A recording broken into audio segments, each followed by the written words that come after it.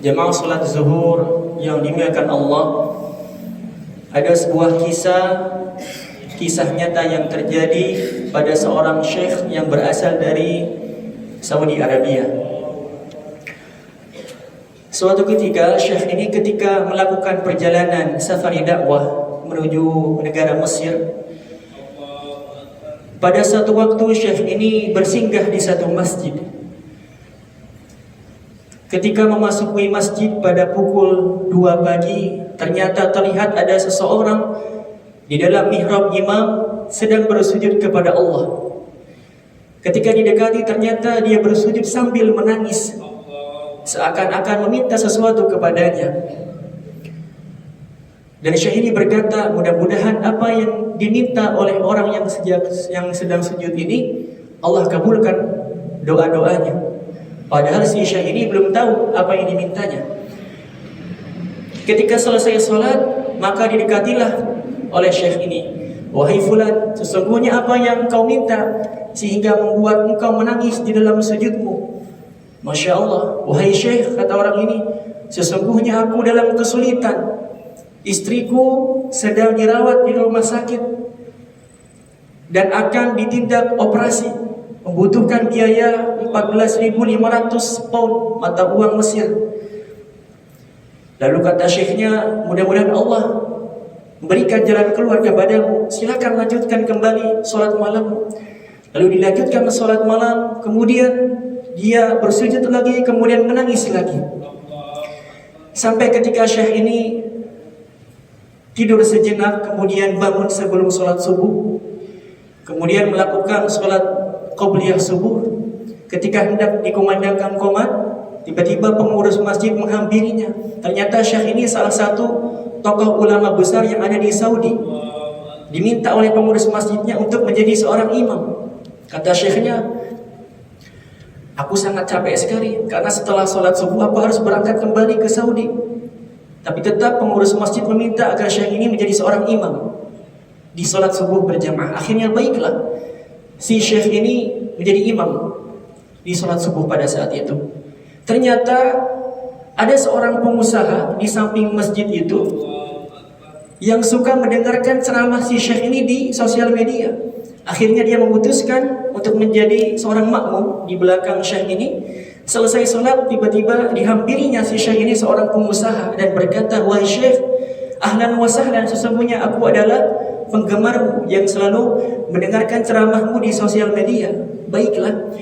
Lalu pengusaha ini berkata kepada syekh, wahai syekh, bolehkah saya minta tolong kepada anda? Tolong carikan seseorang yang sekiranya membutuhkan bantuan. Karena saya sudah menyisihkan zakat sebagian daripada perusahaan yang saya miliki untuk diberikan kepada orang yang membutuhkan. Tiba-tiba si syekh ini mendengar pernyataan seorang pengusaha ini, teringat seseorang yang tadi malam melakukan sholat tahajud, sujud sambil menangis. Tiba-tiba syekh ini menangis terisak-isak.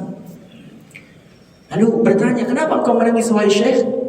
Sesungguhnya saya tidak bisa menjelaskan sekarang. Lalu dipanggillah seseorang yang tadi malam tahajud. Wahai fulan, kemarilah. Silakan ceritakan apa yang kau alami saat ini. Diceritakanlah bahwa istrinya sedang dirawat di rumah sakit, membutuhkan biaya 14.500 pound mata uang Mesir. Ternyata jumlahnya sama seperti apa yang ingin disedekahkan oleh pengusaha ini, 14.500 pound mata uang Mesir.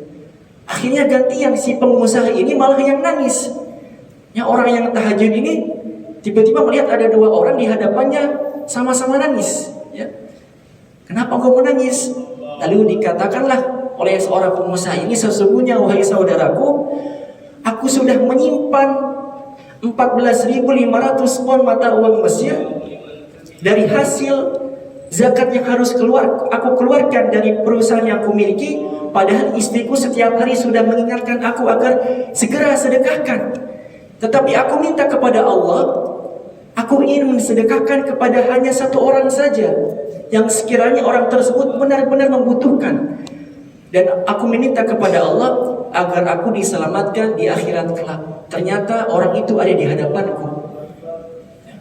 Kemudian diberilah 14.500 pound mata uang Mesir.